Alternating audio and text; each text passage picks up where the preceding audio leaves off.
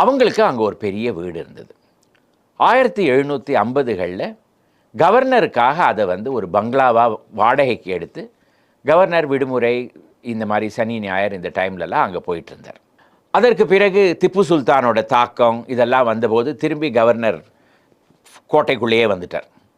ஆனால் 1799 வருடம் திப்பு சுல்தான் மரணம் அடைந்து விடவே அதற்கு பிறகு ஆங்கிலேயர்களுக்கு ஒரு பயம் பீதி இதெல்லாம் ஒன்றுமே இல்லை.